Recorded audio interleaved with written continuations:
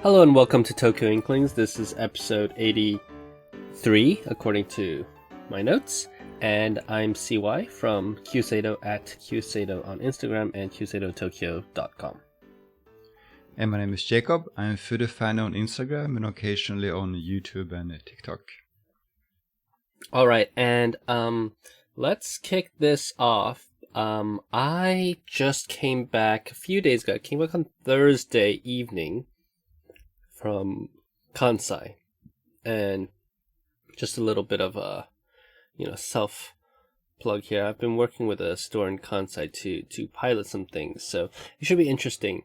I think most of the listeners of this podcast are not physically located in Japan, and I know that for us at QSato, most of the customers actually live outside of Japan, so we're working with the retailer inside of Japan to kind of pilot a retailer program. So I was out in Kansai for quite a while, and I think it'll be really interesting to see the difference from a brand perspective, the difference between Japanese customers and non-Japanese customers. But I noticed something when I was in Kansai. I was also at Nagasawa, both in Umeda as well as in Sannomiya in Kobe. And we may have discussed this last time, but the Sailor Bespoke program that was started with the Ancora store. I think a few years back we went to the Ancora store and they had this coming soon where you could build your own Sailor 21K Pro Gear. And they did that program for 2 years-ish, right? And they had just announced recently, I think within the last 2 months, that they were now discontinuing the program. So when I went to Nagasawa, I saw that they actually still have the bespoke program, but it might just be for their store. It actually said Nagasawa Bespoke. So they seem to still be advertising that. And I did find that curious because Nagasawa certainly does have the customer base to be able to support that. Do you think that it's possible that Nagasawa is going to continue with this, even though Sailor at large is not? So it depends on what kind of bespoke program we're talking about. I mean, one interpretation is that they just have a few bodies to choose from, right? Another one is that they really, create custom orders and ask Sailor to produce that. The latter, I think, might be more, difficult for Sailor to accommodate. So it depends on how they organize the bespoke program. It looked and used the same kind of assets that the regular one used. So it looked just like what they had before for the official Sailor Bespoke program. But you're right, it might no longer have the custom nibs that you're able to order. It's also possible. I mean, it depends on what Sailor perceives to be, the cost associated with running this program. It may be that they already have the manufacturing aspect of it locked in, but for whatever reason, maintaining that customer-facing websites and orders and fulfillment and dealing directly with customers for whatever reason was the problematic part of that whole program, so that they keep the manufacturing but they offer it to their largest retailers and they don't deal with the pesky customers themselves. And that's really interesting, kind of going back to their financials, right?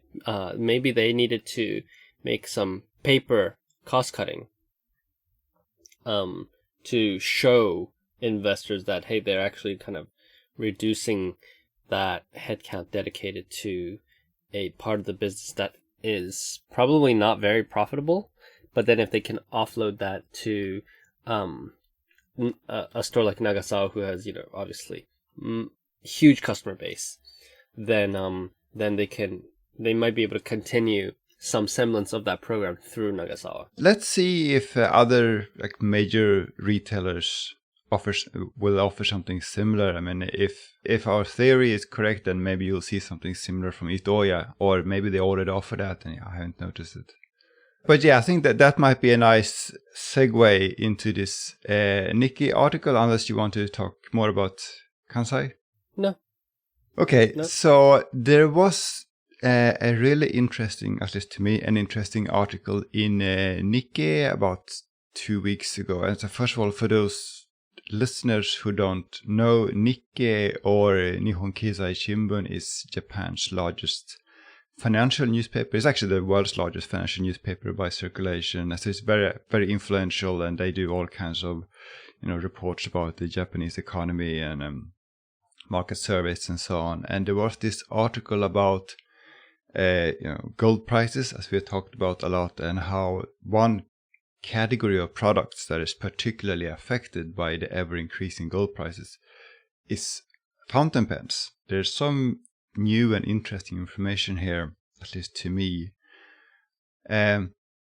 So what Nikkei did, reached out to a number of stores across Japan, like retailers, department stores, even supermarket. I mean, you go to your like Maretsu or Aeon, and you can buy fountain pens there as well, right? So they reach out to various stores, and what they found, and also that they looked at prices, and what they found is that the average price for fountain pens in Japan for the last 5 years has more than doubled. And I think what I mean by that is like for a given model, like the average like retail price for a model has more than doubled.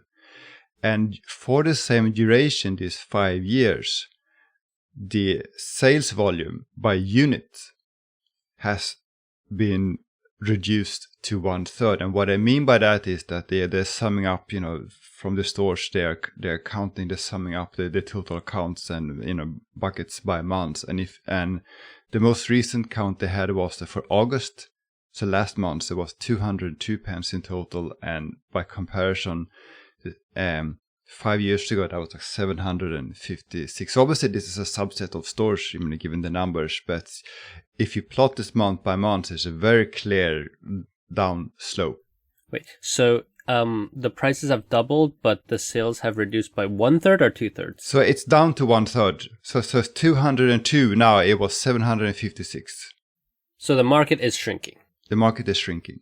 So that's obviously a pretty dramatic drop. And then they got a comment from a pilot executive, I guess a marketing executive, and asked, why have the prices increased? And the pilot executive, of course, as we know, pointed out gold prices being one of the major factors. But then they looked closer at that, and they looked at how much gold you actually have in a gold nib. So by their estimation, a 14K gold nib has about half a gram of 14K gold, or 0.3 grams of equivalent pure gold.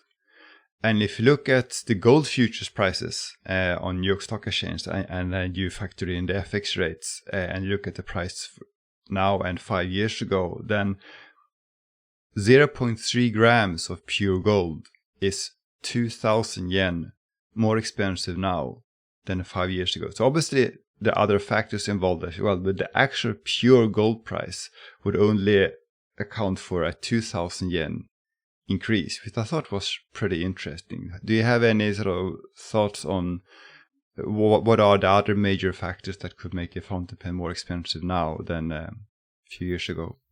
Yeah, I think there's obviously like the big sticking point of the gold prices, but manufacturing in general has just gone up over the years, right? I mean, we haven't seen like significant inflation, compared to other countries in the world. But we still had some, fairly significant for Japan inflation, right? I think, you're a more of an expert than I am, but I believe we've been doing, 2% over the last 2-ish years, right? And even though real wage has not followed inflation, we still had around, a cumulative of 7% total raise in terms of the union negotiation. Again, it's not real wages, so real wages actually have, I believe, deflated because inflation was outpacing real wages by so much.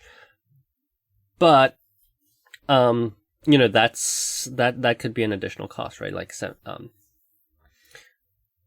to 8% increase on there, translates into biting hard into the margins of, and we're talking about two very large publicly traded companies who have to show some results to shareholders. So on one hand, there's a human cost, right? On the other hand, you've got manufacturing costs from your other suppliers, like your plastics. And I assume that a lot of the stuff that you need to make these pens are actually being imported from abroad. So we also had this kind of a shocking 35% decrease in the Japanese yen. So, you have a huge cost there. And I think there's a little bit, I feel like the Nikkei article is a little bit misleading. I mean, maybe it's intentional, maybe it's not, but they are talking about an increase of 2,000 yen on the how do I say this? The price of gold at its kind of mined value, if that makes sense. Like, that's what the gold costs for you to buy it. But that doesn't mean that when it translates into a retail product that it should only be 2,000 yen more expensive, right? Because products are usually priced on a percentage of margin. So, when I hear that the base cost of gold has gone up 2,000 yen, I would imagine that on the retail side, that would mean, you're looking at least 8,000 to 10,000 yen price increase in order to keep the same margins. And, those margins become important because, again, as I said, publicly traded companies, they need to respond to their shareholder prices. And it's also like just a standard business practice that, you keep this to buffer your company against, further headwinds. What I found really interesting about the article, which I think goes against the trend of a lot of other, or a lot of the Western countries, is that fountain pens did not experience a significant growth during the main COVID years. That is 2020, 2021, and 2022. And while I think a lot of the retailers boomed in the overseas market, not just in fountain pens, but also in other hobby industries, you saw a huge uptick in stay-at-home activities, and a lot of people got into fountain pens during that time. That was not the case in Japan. Well, we know that the Japanese fountain pen makers, they did benefit from that because, Sailor has talked about that, how during COVID the sales were up. But that, you don't see that here, because here we're looking at retail sales in Japan. So this particular article won't show that. But you're right that in the US, where you got your COVID checks and whatever, people spent a lot of money, and that benefited the Japanese fountain pen makers, and this was a bit of a hangover after that. Right. but then, in the US, there was a big retail boost during COVID, whereas we didn't see the same retail boost. So, I mean, what this goes to show is that they basically did not acquire any new customers, right, during the COVID time, which I think is probably a bit of a lost. It's a bit of a lost opportunity there, but given that, well, that is just what it is. I then don't think it's surprising to see that the market shrinking, right? There's natural forces like population decline, right? For example, is a force, and unless you replenish your market, you just given the way that the Japanese demographic works, right? You're always going to have a declining market. It's just a matter of how well you can upscale your value proposition, and then how you can acquire new customers, right? So the pet industry just has not really captured that well, and I wonder, on a side tangent then, if that impacts the store's decisions to now finally sell to overseas customers, because you and I, we went to Tokyo Pen Show, I think 2020, and we asked a very, very large retailer. We asked, there are so many customers outside of Japan that want to buy your product, but you cancel the orders if they're made from a non-Japanese credit card. Why do you do that? And they gave us two answers, right? One was that they didn't have confidence in dealing with any potential issues should they arise. But then the more telling answer was, well, we think the Japanese domestic market is large enough. We are busy enough as it is, right? What they were saying was also what you got out of their comments was that it's too much of a hassle for them to be worth it, right? We could do that. We may need to change, payment provider. We may need to make some website changes. We may need to do some adjustment to our staffing here to accommodate that. It's too much of a hassle. We can't be bothered. Right. But they were one of the kind of quote unquote the snobby stores, right? But even they now have started to make it possible to purchase directly from overseas. Yeah. So I'm wondering if this massive decline in domestic consumption, I mean, dropping 66% on domestic purchases by volume, right? That's a huge decline. Yeah, that is very noticeable decline. One more interesting thing that the article mentioned is that in this environment now where sales have dramatically declined, so what are people still buying, right? So what are the pens that are still selling in Japan? And so based on this survey, they created a ranking of the currently best-selling fountain pens in Japan. And there were no real surprises here, but it was kind of interesting. So the best-selling pen is Pilot Kakuno. The second best-selling pen is Pilot Lightive, or Explorer as it's called in some regions. Best pen out there. The third best-selling is still golden pen, Pilot Custom 74. And the article even mentions that Pilot is still doing relatively okay, which is sort of, given that there aren't that many fountain pen manufacturers in Japan, that tells you something about how the others are doing. In this list, the first Sailor pen on the list is 38, and it's a Sailor High Ace Neo. Yeah.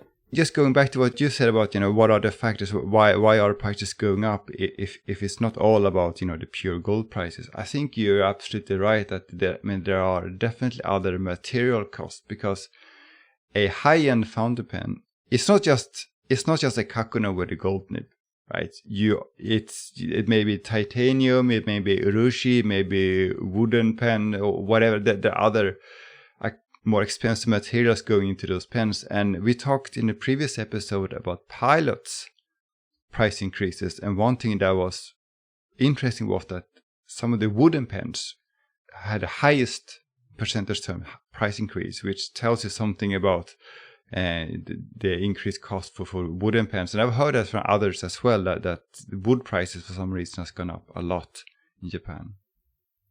Not just in Japan, timber and wood has gone up all over the world. You're now on the producer side. You are a fountain pen manufacturer. I mean, given that for geopolitical reasons, there's a good reason to assume that gold prices may continue to increase. You mean China? Them buying up all the gold? That's the major factor, right? That they're replacing treasuries with gold, right, for geopolitical reasons. So in this environment where there's a good chance that gold prices will continue to increase, how do you as a fountain pen manufacturer take that into consideration? We know that price increases are bad for sales, right? I think the announcement of the price increase is more bad for sales than the actual price increase itself. If you are going to price increase the way that that these pen companies have done, right? I think there's a difference between an annual increase of 2 to 5% versus a one-time increase of 40%, which happened with the Pilot Kaede, right? So my read on this is just that pen companies are terrible at price increasing. Ideally, in an ideal world, what would happen is you would increase your prices by, like I said, 2 to 5% every year, and you would have a time of the year in which you would do it. And some companies, they do a smaller increase twice a year. Those small increases, like a 2% increase, can actually increase sales, right? It will increase your sales the days before the price increase, but the price increase is so small, it's not likely to affect your sales going afterwards. Like it's not likely going to have a dramatic year-on-year effect. Does that make sense? Yeah, and I think Pilot is particularly one of the worst offenders there, because they sort of hesitated for the longest, and that meant the increase was more dramatic than people anticipated. Correct. And I got the same comment from retailers when I went to Kansai. So the problem with Pilot is that I think last year, right, this exact day last year, you could go to Ueno, go under the train tracks, and pay 60,000 yen in cash to get a Pilot custom Urusha. That was under MSRP, right? MSRP was 90,000. But still, you could find places where you could do that, right? Yeah. Today, or not today, but as of in 2 days, right? 2 days from now, so 368 days apart, right? The custom Urusha is increasing its price to 160 plus thousand yen. So that's from its lowest price to its highest price, that's more than double. And I think if you went slowly from, let's say, 90,000, 95,000, 97,000, all the way up across the years, you would have had much less of a sticker shock than you would today. So I think a brand that does this well is actually Mont Blanc. They've consistently been expensive, right? But you've never heard of, oh my God, they're raising the prices to blah, blah, blah, blah. Because, they just raise their prices regularly, and now it's expensive. So back when I first started buying Mont Blancs, you could get a Mont Blanc 149 for 60,000 yen. Well, now it's 100,000. So it's not like they've price increased less, but it's that timing that they do it. But it's not just about the timing, right? Because it's how the brand is positioned, right? I mean, Mont Blanc is, in eyes of most pen enthusiasts, is a luxury brand, right? I mean, of course, there are many enthusiasts that like Mont Blanc because of how they write and so on, but it is firmly a luxury brand, right? And I think if that's how you view the brand, you might be less surprised about price increases. While Pilot and Platinum and Sailor, they've had the whole range, and it's been more sort of workhorse pens that don't have quite the same sort of luxury stamp on it, and I think that makes us more surprised when they increase the prices. I think while that is true, there is also just a sticker shock, right? I think if you had a Montblanc 149, right now it's 10,000 yen. No, sorry, it's 100,000 yen. And if tomorrow they said, oh, we're going to price increase to 140,000 yen, that would make news. Mm. Even if it is positioned as a luxury product. Like, I think at least within the people that are buying the products, the custom Urushi is also a luxury product, right? I think at the lower end, yeah, it's more sensitive, but I think that's why you do a small increase, over time, instead of having, again, the percentage sticker shock is what's, in my opinion, impacting consumer sentiment and psychology. Mm. Have we now sort of given up trying to find a replacement for gold? Because there are two things about gold. One is, the enthusiast likes, the softness, the bounciness, the snapback, and then of course in a gift market, in a luxury market, you have the prestige that comes with gold. Have we given up trying to find something that can replace both aspects? Well, that's I would argue that is the holy grail of fountain pens, isn't it? That is the real girl pen, if you can find something to replace it. The answer is no. We haven't stopped looking for an alternative. Some people seem to think that steel is an alternative, which I would pretty strongly disagree with. I don't think you're ever going to find a replacement for gold. I think gold will always be at the top. But I think steel is so far from the performance of a gold nib, the feeling of a gold nib, that I don't think it's ever going to be in the same tier. But that's not a bad thing, right? Like, I think there's definitely a place for lower end pens.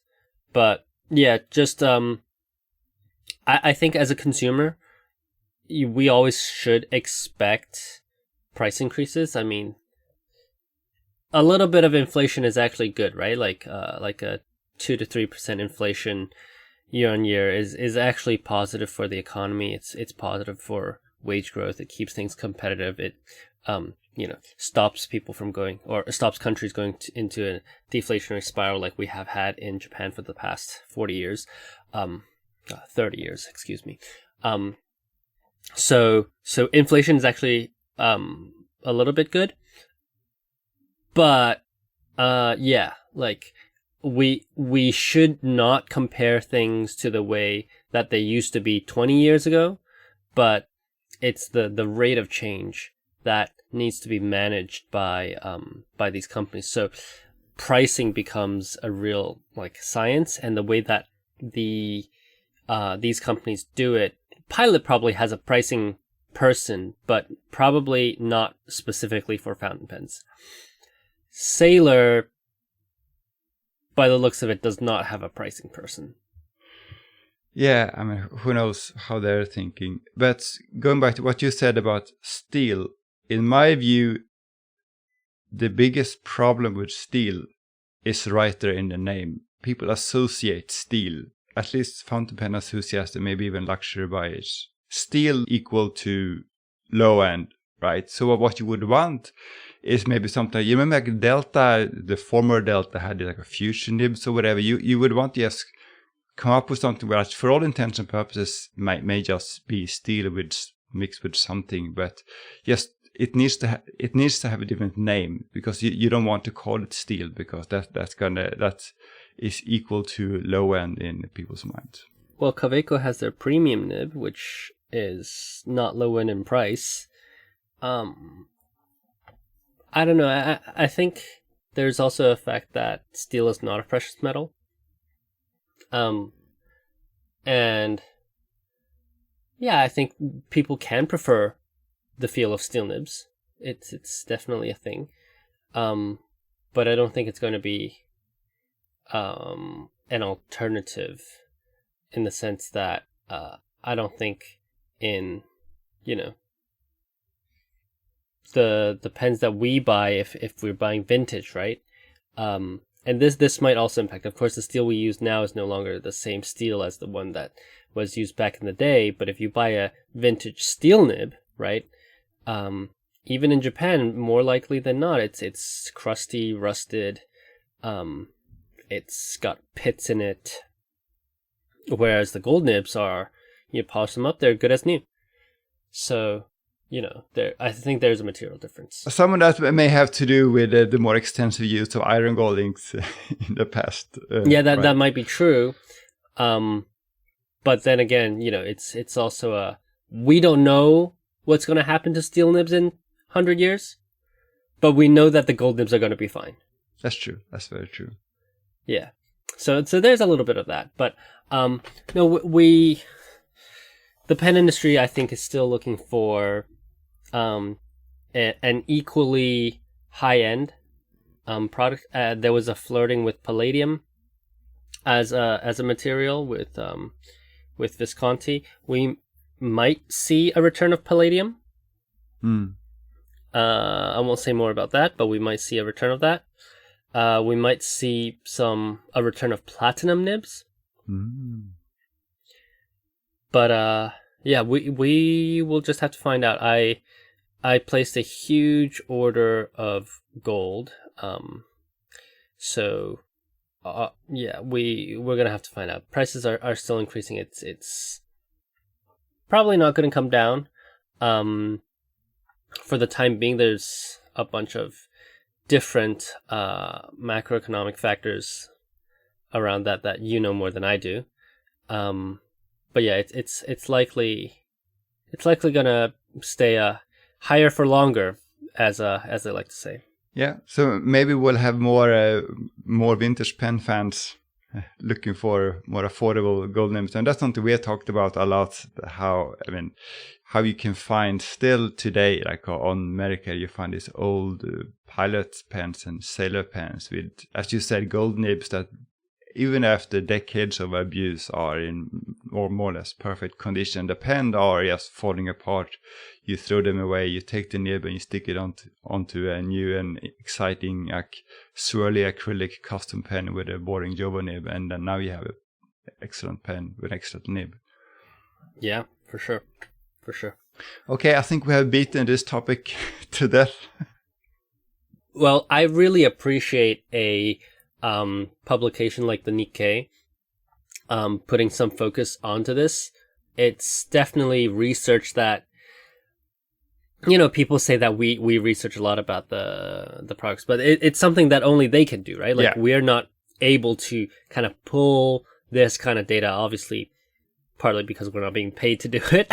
So we just don't have time to go out and, we can't afford to go out and draw all this data, but they can, and it's certainly an interesting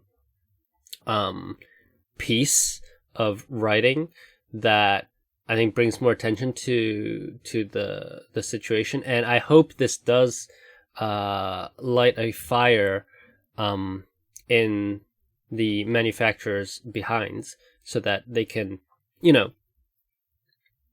by the price and the market conditions, if I'm calculating this correctly, it's significant, right? Like, what, they've doubled in price, you said, right? But reduced to 1/3, right? So they've lost.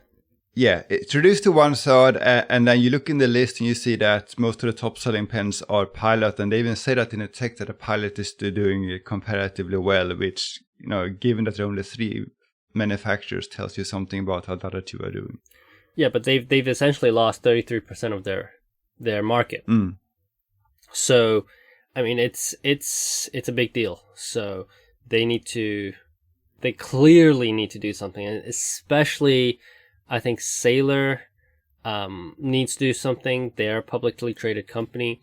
Platinum, I think, it's interesting because as we spoke about, they've kind of replaced Sailor in the store exclusive kind of market. So of those numbers, what we don't get is fountain pens are 33% down, but which companies are down the most?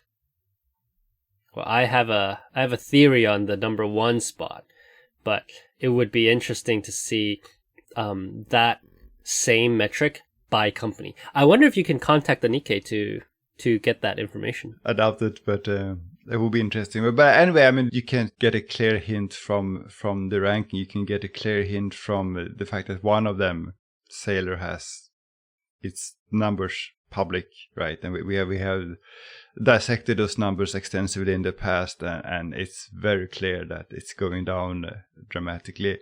And also for as we said, one difference between Sailor and Platinum is that Sailor is more of a pure play fountain pen maker. Platinum, as you mentioned, I think in the last podcast, their pencils are quite popular.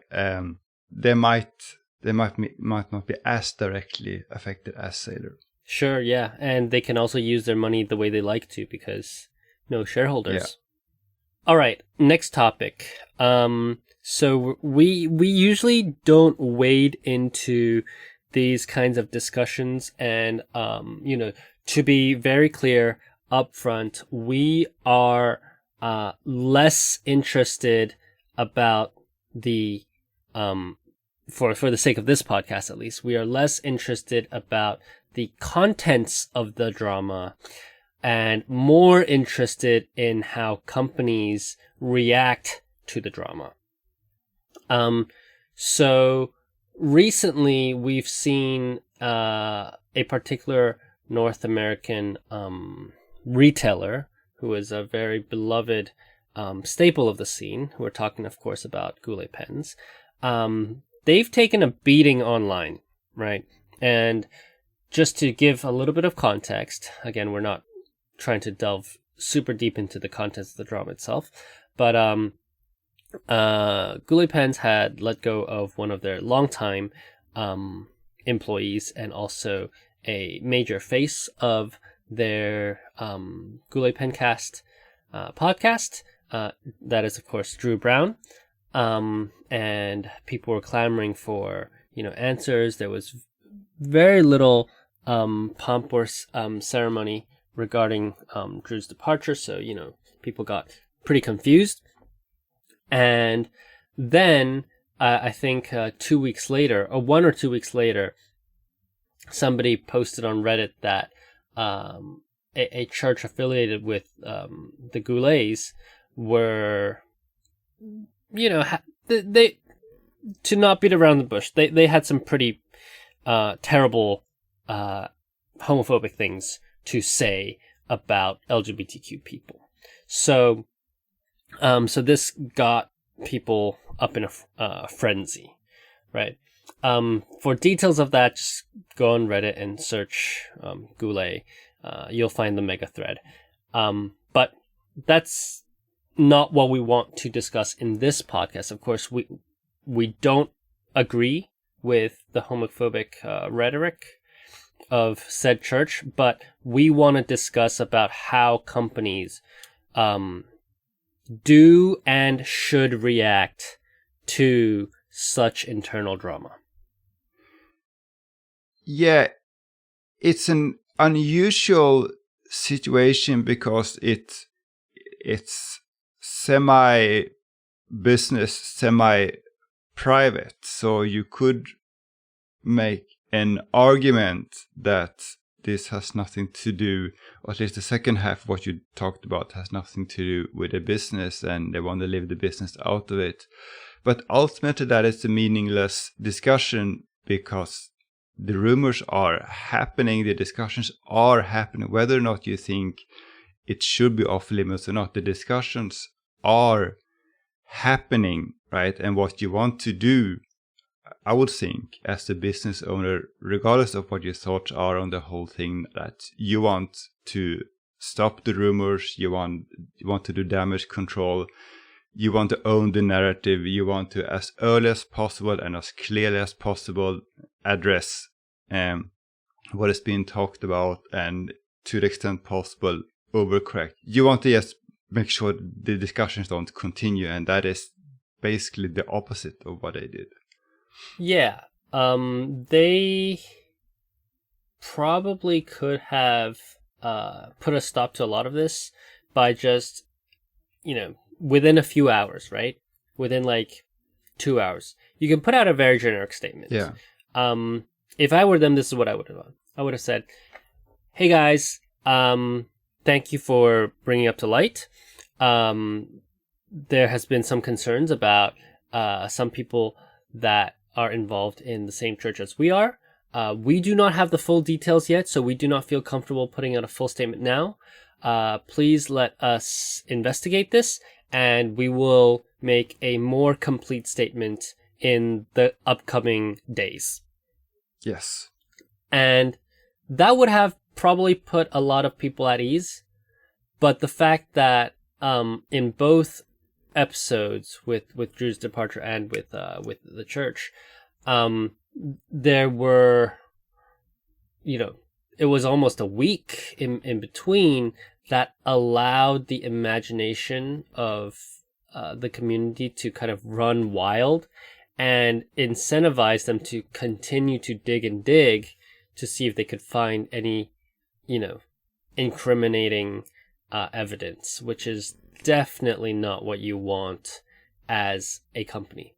The way they addressed just allowed the rumors to flourish even more, right? Because they put up a video, but they didn't address it, and they were you could sort of read between the lines, and that gave you enough ideas to go to Reddit and start more rumors. So they put kerosene on it.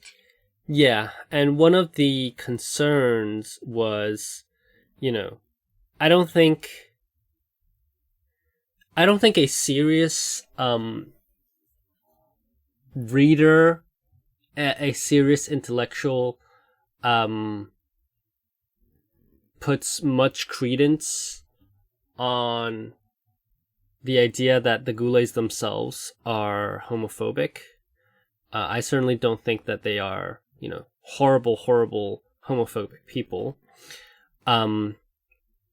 But I think, the intellectual engagement with the issue is, but they're part of a church that is very homophobic and espouses some very, how do I say this? Backwards views on, LGBTQ plus people as well as women.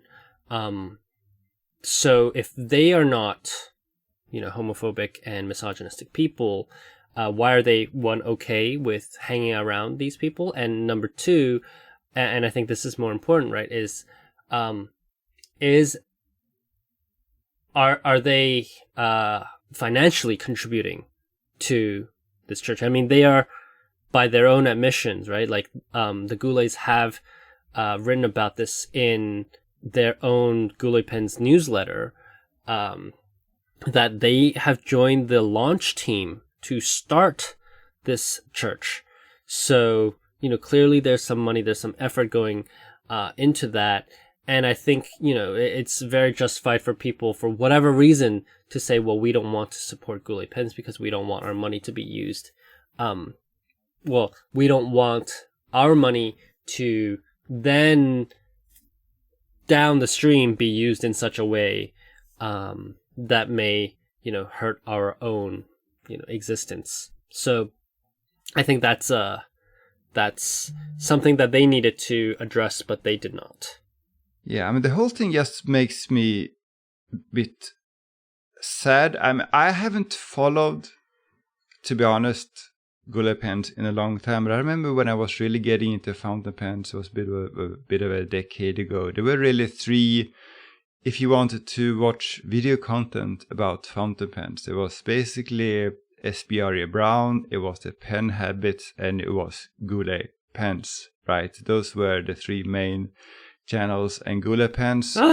You skipped jet pens. They were a lot more sort of sales. Yeah, okay, fair enough. Yeah, I get it. I'm just being facetious. But Goulet pens, to their credit, they put up a lot of content, like educational content, like where they didn't just try to sell you a pen, they were just explaining stuff, and admittedly they got some of it wrong with respect to repairs and so on, but it was a lot of content, and whether or not you were a customer, you knew about them and you appreciated the content they provided for the community, and they became very well known, and built up a lot of goodwill in the community over the years, thanks to all of the content they created, and thanks to the fact that they were also, like, you could see who they were. They weren't just like one big faceless e-commerce company. You could hear about their thoughts, their struggles, and yes, they were just human beings trying to build a business. And I think that resonated. All of this resonated so much with the pen community, and they built up a lot of goodwill over the year. And this is just such a dramatic fall from grace now. It just makes me sad that they didn't handle this better. Yeah, I think it's undeniable that the Goulet Pen Company as a whole has been a real force for good in the fountain pen community. I also think that actually brings up another interesting point, which I think the Goulet management team missed. And this is kind of very telling of the situation, is that they kept on saying, we keep Goulet pens, right? We keep the Goulet Pen Company a space that is inclusive to everybody, blah, blah, blah, blah. But I don't think there's any doubt that the Goulet Pen Company is an inclusive company, because that's the law, right? Like, they are just following the bare minimum of the law. And I have no doubts that the Goulet Pen Company's management makes huge effort into making sure that everybody feels welcome by the Goulet Pen Company. But the problem, or the situation at hand, is not about the Goulet Pen Company, which is, their 20 plus employees, but it's more about the specific leaders of the Goulet Pen Company. And I think to put out a statement the way they did, saying the Goulet Pen Company is an inclusive place, I think people knew that, right? People wanted to hear from you, right? Specifically, Brian and Rachel Goulet, to, denounce and potentially leave that church for a more inclusive church, and, put their money where their mouth is, so to say. So we don't really see these kinds of scandals or this kind of controversy in Japan, mostly because there's, by and large, very little organized religion here. I mean, there are churches, but they're, very, very small. I would even say fringe. Interestingly, I think the new prime minister is Christian. Mm. But I think the only the closest thing we've got is probably this unification church thing, which kind of blew up in Japanese society. I think a couple years ago when Abe was assassinated. But other than that, I think not too much in terms of similar scandals. But one of the other reasons why we bring this story up right now is we are still a Japanese fountain pen community focused podcast. So we don't want to just talk about the Goulets. Normally, I would say that it's very hard to find a comparison between something like this incident with the Goulet Pen Company versus an incident. How would a Japanese company have dealt with this, right? But we do have one Japanese stationery company that found itself in hot waters not more than a few months ago. And that is, of course, Hobonichi. Oh, very nice segue. I was wondering where you're going into that. Yeah. So Hobonichi, it's not. I wouldn't say that it's exactly the same, but they found themselves in hot water by committing a political faux pas. And this faux pas was that they were going to have several overseas in-person events. They were going to have events in the United States, in Taiwan, and in China. So what they did is they said, hey, we're going to go overseas, and these are the countries that we're going to be in. United States, Taiwan, and China.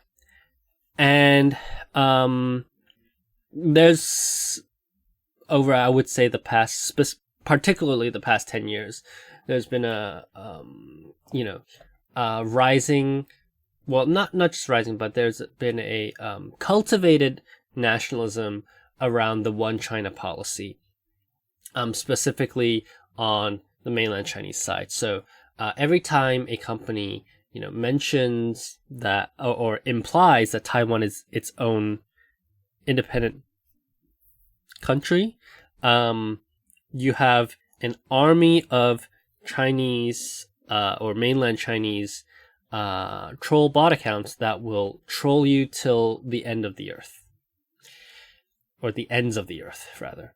So when this announcement or this advertisement came out, they got smashed by the mainland Chinese community, or parts of the mainland Chinese community. Who knows which accounts are real and which ones are not. But basically, essentially, there was a bunch of people saying, how dare you say that Taiwan is its own country? You have, betrayed the one China cause, and you are a foreign enemy of the Chinese state.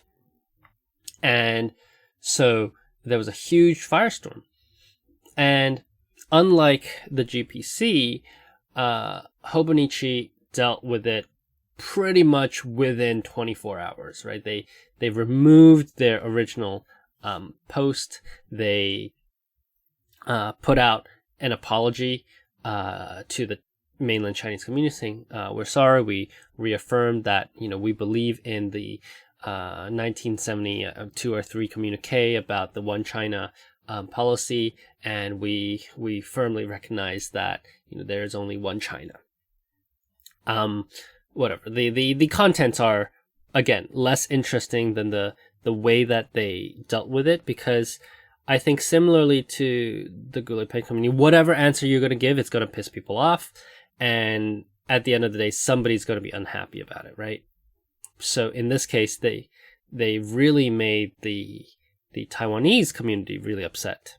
What could they have said to begin with that would thread the needle, that would be not controversial to either side? I mean, if you addressed Taiwan as an island without, don't imply that either it's a country or part of another country. What is the correct terminology to use that would appease both sides? Right. I don't think there is. That's the point, right? I mean, same with the Goulet Pen Company. Whatever they would have said would have made somebody angry.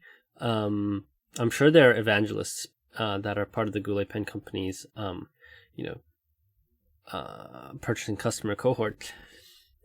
If I were Hobonichi, how I would maybe have dealt with it, I see one possible way as saying, these are the markets that we're going to be in.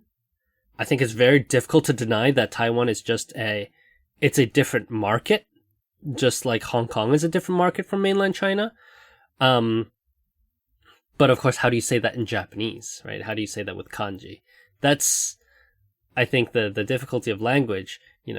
Things that we can say in English often come out in a different way in another language. But if I were to say this, I might describe it as markets or areas, or I wouldn't just leave out the word country, right? That's what triggers the bots, is this word country. And say, we are going to these places. Great. that is just what it is. Still seems difficult. I mean, even like Olympic Games are forced to use a certain terminology. I mean, everyone who wants to do any kind of business dealings with China, their hands are tied. So, gotta be very careful about how you phrase it. And, I think in this case, Hobonichi had to make a very difficult decision and of course it was a business decision, right? And they're also a publicly traded company, so it's a little bit different. But they made the very difficult decision to say, you know what, it might compromise our own personal values, but we are going to make a statement. We're going to make some people pretty upset at it, but it's going to stop the people from making stuff up, or at least some people, right? It's gonna stop the conversation, and we're gonna put a full stop. We're gonna put a period to the sentence, and that's what they did, and nobody's talking about it anymore. Yeah, as I said, obviously they lost some customers, but there's no way. The question is how you minimize harm, and not how you completely avoid harm, because that path doesn't exist. So yeah, so maybe they did. Maybe they handled this well given the circumstances. Yeah, and maybe if they didn't say anything, there would be some troll who's digging into the company, and then they're like, oh, actually, Itoi-san, he went to Taiwan and he met the I'm making this up, of course, but he met the president, and he's actually a secret, like a Taiwan agent or something. They could say anything they want, and silence lends. Silence is like a container, right? And then if you're silent, then people will want to fill it with something. So you can fill it with your narrative or theirs. Yeah. So, I don't want to comment on whether I think Hobonichi did the right thing, quote unquote, by their beliefs and their morals and their political leanings and all that stuff. I think, that's a separate podcast, even if I do have feelings about that.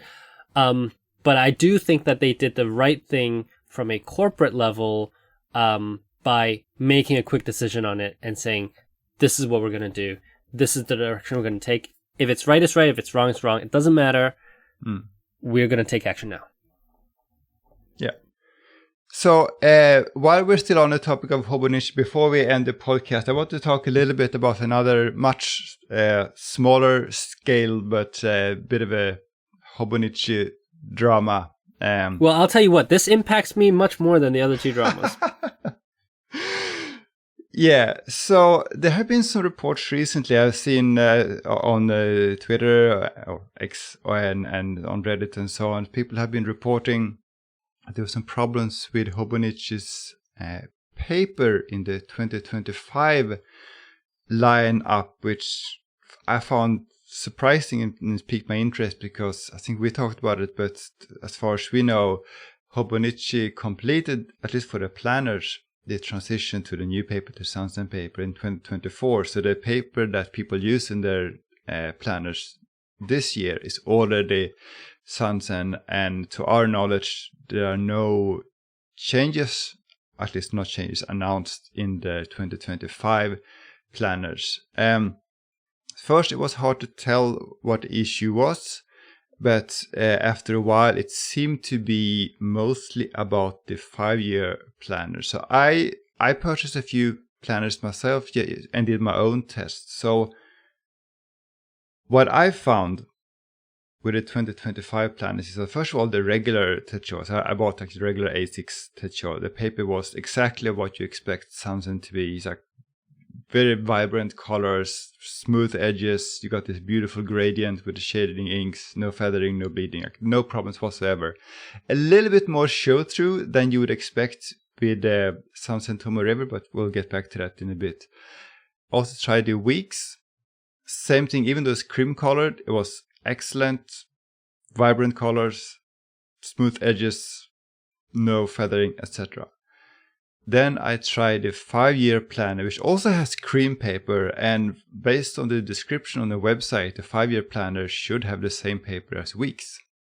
But in practice, that's not the case. So when I tested the 5-year planner, I found like the colors were all washed out. You know when you write on paper that has like that very absorbent, then like the colors it starts to feather, right, and it gets all washed out immediately, and you don't see that the vibrancy anymore. And that's exactly what it looked like on the 5-year planner. So I tried both with my ridiculous, footer nibs and stack nibs, what else, and difficult things.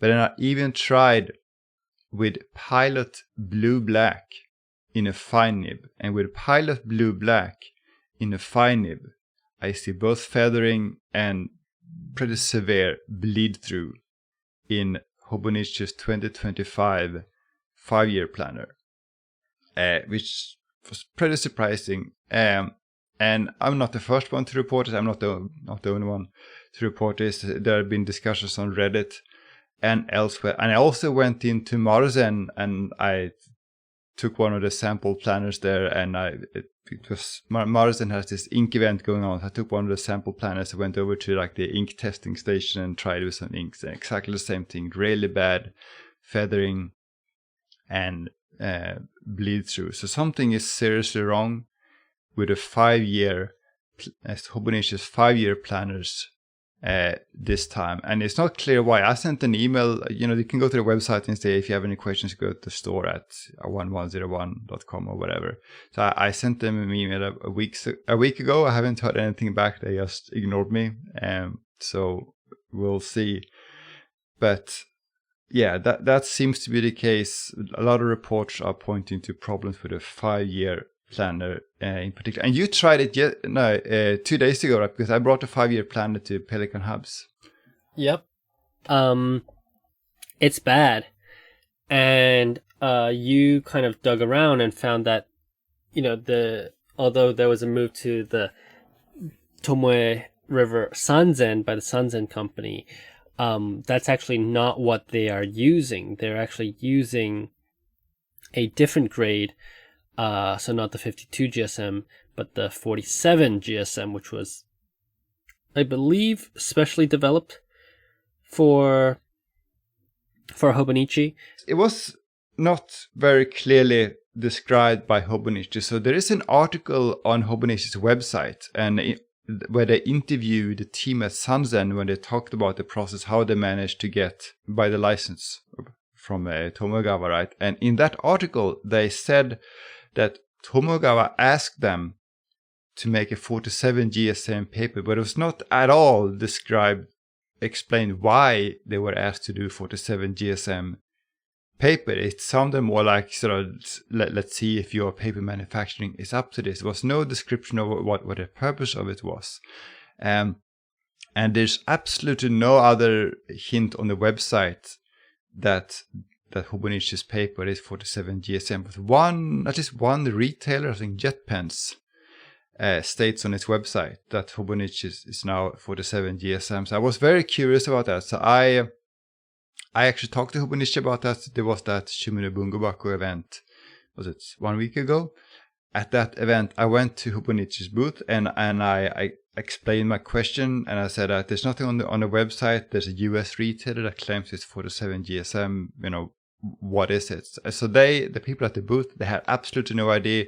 They were talking to each other, they were looking at the website, they realized it didn't say anything on the website. So they called up wherever is in charge at HQ about that. And like 20 minutes later, they said, yeah, we confirmed it is 47 GSM. So Hobonichi's planners, they use Sanzen Tomoe River, but they have a 47 GSM version of it. And we talked about it 2 days ago, and not on the air, but the reason might be, I don't know for sure, but the reason might be that Sanzen's paper is slightly thicker. And this is something that Shimune Bungobaku has written about in the past. For the same 52 GSM paper, two papers with the same GSM number can have different thickness, right, if the density is different. And Sanzen's paper is slightly thicker, so has lower density. And it may be that for that reason, to compensate for that, they needed to make it even thinner. So that might be the reason why they went with 47 GSM. We don't know that for sure, that's just conjecture, but we know for sure that it is 47 GSM. And that, going back to what I said about show-through, I think that explains why there's slightly more show-through in Hobonichi than I'm used to with normal like 52 GSM sound sandpaper.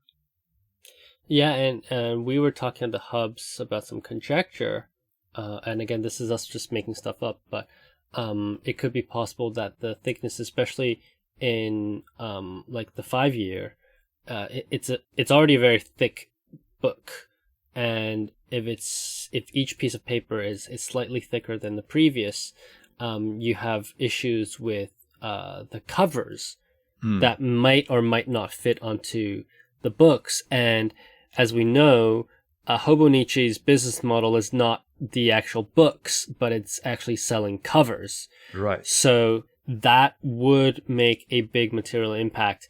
I'm not sure if it's going to be worth it in the end to get this custom-made 47 GSM one because of all these issues that they're facing right now, and that, you know, damages consumer trust. But that's a potential reason to that. Yeah, so we'll see if we hear anything back from Hobonichi. Again, I suspect that they have received a lot of feedback about this already, and I suspect that they are internally trying to figure out what's going on before they respond to any feedback. So I have my hopes that we will hear something, but we'll see. By the way, just one thing about this. So I wanted to try some more planners, so I went wanting to know about Hobonichi in Japan, and people think that is like the biggest planner brand at all, but it's not. It's a niche brand. The only certain stores sell Hobonichi, so it's like Tokyo's Hands and Loft are probably the two big ones. So I went to Loft and to Tokyo Hands, and I went to like the little Hobonichi display, and as usual, like they have these samples, right? So I have planners with a big fat sample sticker on it, and I asked, is it okay if I just try to scribble in this? I want to check the paper, and at both places they said no, you are not allowed to write in the samples, which makes you wonder what the samples are for, because they're like notebook samples, and everyone is writing in notebook samples. I mean, that's the whole point, right? But apparently for the planner samples, you're not allowed to write in them. Yeah, it's you know, who knows? Who knows why? But yeah, that is certainly disappointing. Yes.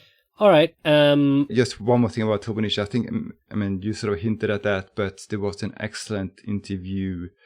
Brad did an excellent interview with April on the Pen Addict podcast. Maybe most of our listeners, if not all, have already listened to that. If not, go listen to that. That will explain some of the background to what's going on with Hobonichi, and also touches on what you talked about here with the whole Taiwan debacle. Yep.